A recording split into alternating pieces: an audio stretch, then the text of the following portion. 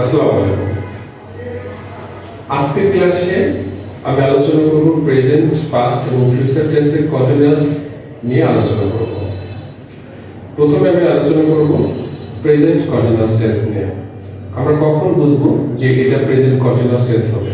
ওকে, তো এই মুহূর্তে যে কাজ করছি, এই মুহূর্তে আমি যে কাজ করছি, এই মুহূর্তে তুমি যে কাজ করছো, এই মুহূর্তে সে বা তারা যে কাজ করছে, এটাই হচ্ছে প্রেজেন্ট কন্টিনিউয়াস টেন্স। অর্থাৎ অ্যাট দিস মোমেন্ট যে কাজটা করা হচ্ছে, এই মুহূর্তে যে কাজ করা হচ্ছে, সেটাই হচ্ছে প্রেজেন্ট কন্টিনিউয়াস টেন্স। ওকে, তাহলে আমরা জানি যে প্রেজেন্ট কন্টিনিউয়াস টেন্সে am is এর ব্যবহার হয় এবং ভার্বের সাথে ing যোগ হয়। যে কোনো কন্টিনিউয়াস টেন্সের ক্ষেত্রে ভার্বের সাথে ing যোগ হবে, এটা মাথায় রাখতে হবে। ওকে, আমি কিছু সেন্টেন্স তৈরি করি এখন, যে I am cooking biryani, আমি বিরিয়ানি রান্না করছি।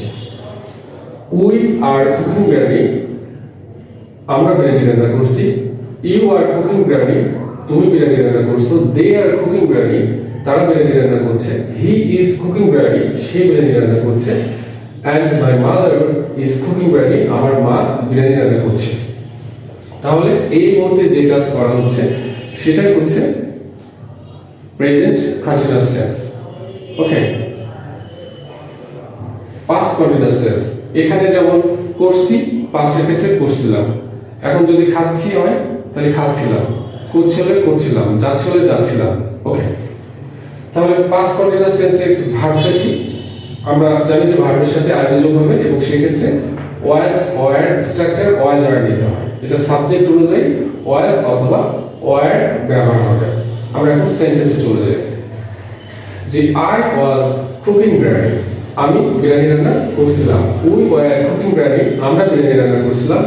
ইউ ওয়ার কুকিং বিরিয়ানি, তুমি বিরিয়ানি রান্না করছিলে। দে ওয়ার কুকিং বিরিয়ানি, তারা বিরিয়ানি রান্না করছিল। হি ওয়াজ কুকিং বিরিয়ানি, সে বিরিয়ানি রান্না করছিল। And my mother was cooking biryani, আমার মা বিরিয়ানি রান্না করছিল। Past continuous tense complete. Future continuous tense, future continuous টেন্সটা বুঝবো কিভাবে? যখন কোনো কাজ করতে থাকবো বোঝাবে, সেই ক্ষেত্রে ফিউচার কন্টিনিউয়াস টেন্স ব্যবহার হবে। এর স্ট্রাকচারটা কি? Will be. যে কোনো সাবজেক্টের সাথে এখানে উইল বি ব্যবহার হবে এবং ভার্বের সাথে আইএনজি যোগ হবে।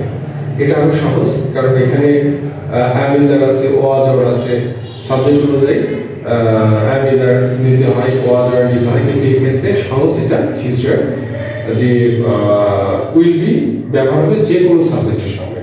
ওকে, আমি এবার সেন্টেন্সে চলে যাই। সেটা হলো যে I will be cooking biryani, আমি রান্না করতে থাকবো। কি রান্না করতে থাকবো? বিরিয়ানি রান্না করতে থাকবো। তাহলে I will be cooking biryani, আমি বিরিয়ানি রান্না করতে থাকবো। We will be cooking biryani, আমরা বিরিয়ানি রান্না করতে থাকবো। You will be cooking biryani, তুমি বিরিয়ানি রান্না করতে থাকবে। They will be cooking biryani, তারা বিরিয়ানি রান্না করতে থাকবে। He will be cooking biryani, সে বিরিয়ানি রান্না করতে থাকবে। And my mother will be cooking biryani, আমার মা বিরিয়ানি রান্না করতে থাকবে। তাহলে ব্যাপারটা কত সহজ। ওকে, ভিডিওটি ভালো লাগলে অবশ্যই লাইক, কমেন্ট এবং শেয়ার করবেন। প্লিজ শেয়ার করবেন। সকলকে ধন্যবাদ। Thank you so much for listening to me. আসসালামু আলাইকুম।